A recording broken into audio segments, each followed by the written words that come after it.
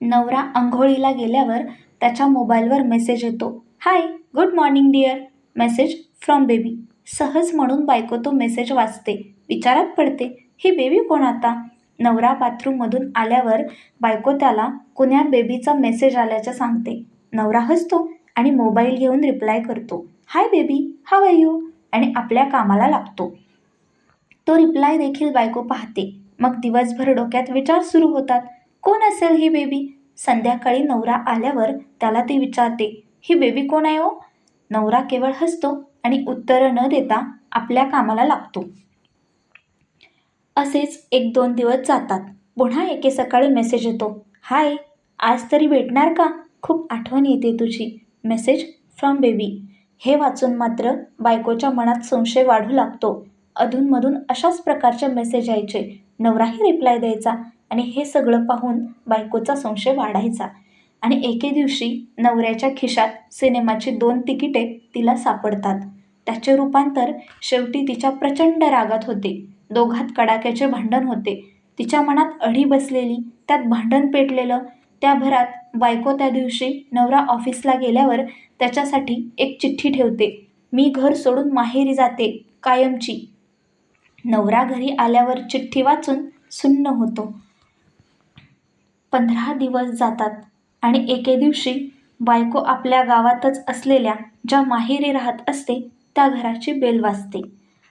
बायकोच दार उघडते. दारात 10 वर्षांची एक अतिशय गोड मुलगी उभी. ती विचारते, अमुकच्या मिसेस तुम्हीच ना? बायको हो म्हटल्यावर ती मुलगी तिच्या हातातलं एक पत्र बायकोला देते. बायको पत्र वाचू लागते. प्रिय सखी, ज्या बेबीवरून इतके वादळ उठले आणि तू घर सोडून गेलीस, तीच ही बेबी आहे, जिने आता तुला हे पत्र दिले. अनाथ आश्रमातील ही गोड मुलगी, हिच्याच सोबत मी बोलायचो, सिनेमाला जायचो. जेव्हा तू पहिल्यांदा विचारलेस हे बेबी कोण आहे, तेव्हा मुद्दाम सांगितलं नाही. म्हटलं पाहूया, जरा गंमत करूया. मात्र तुझा बेबी संशय वाढतच गेला आणि तिथेच विश्वासाला तडा गेला.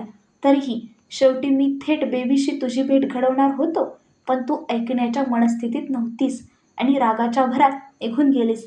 आणि हो, अजून एक, ही जी बेबी तुझ्या समोर उभी आहे ना, ती दुसरी तिसरी कोणी नसून तुझीच मुलगी आहे.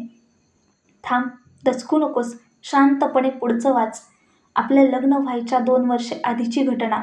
तू कॉलेजात लास्ट इयरला होतीस. तिथल्या एका प्राध्यापकाने नोट्स देण्याच्या बहाण्याने घरी बोलावून तुला कॉफीतून गुंगीचं औषध दिलेलं आणि नंतर नको ते कृत्य केलेलं. तुझी चूक नसतानाही निसर्गाने मात्र काम केलं. नंतर प्रयत्न करूनही अबॉर्शन घडलं नाही. इब्रतीचा बोभाटा नको म्हणून घरच्यांनी तुला 6 महिने घरातच झाकलेलं. तुझे वडीलच डॉक्टर असल्याने फारसा बोभाटा नको होता. नको ते बाळ जन्मलं. पुढे तुझ्या वैवाहिक जीवनात अडसर ठरणारं हे बाळ तुझ्या वडिलांनी गावातल्या अनाथ आश्रमात सोडून दिलेलं. तेच हे बाळ, म्हणजे ही बेबी. वाटल्यास तिच्या डाव्या खांद्यावरचा तीळ पाहून खात्री करून घे, जो तू तिला पहिल्यांदा रडताना पाहिला असेल, किंवा थेट वडिलांकडून खात्री करून घे. बायको पटकन त्या मुलीजवळ जाऊन खांद्यावरील तीळ पाहते. तीळ दिसताच ती मनातून कोसळते, डोळे भरून आलेले. पण पत्र अजून बाकी असतं. ती पुढे वाचायला सुरुवात करते. आता हे सगळं मला कसं माहीत? तर तुझ्या पापभिरू वडिलांनीच न राहून आपल्या लग्नाच्या 1 महिना आधी मला भेटून हे सांगितलं व वाटल्यास अजूनही तुम्ही लग्न मोडू शकता सुचवलं, तरीही मी तुला स्वीकारलं. कारण झाल्या प्रकारात तुझी चूक काहीच नव्हती आणि आपलं लग्न झालं. पण मीच अधूनमधून त्या बेबीला जाऊन भेटायचो. तिच्या सहवासात छान वाटायचं. लळा लावला होता पोरीने. बस, माझं सांगून संपलंय सगळं.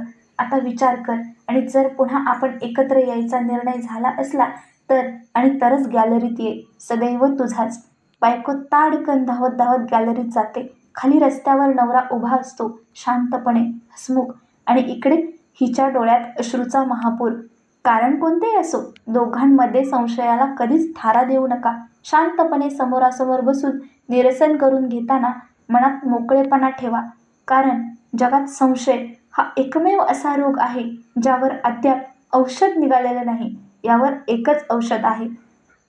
नात्यात वाद नको, तर संवाद हवा. ही कथा तुम्हाला कशी वाटली? आवडल्यास कमेंटमध्ये नक्की सांगा. आणि हो, जाता जाता चॅनलला सबस्क्राईब मात्र करा हं.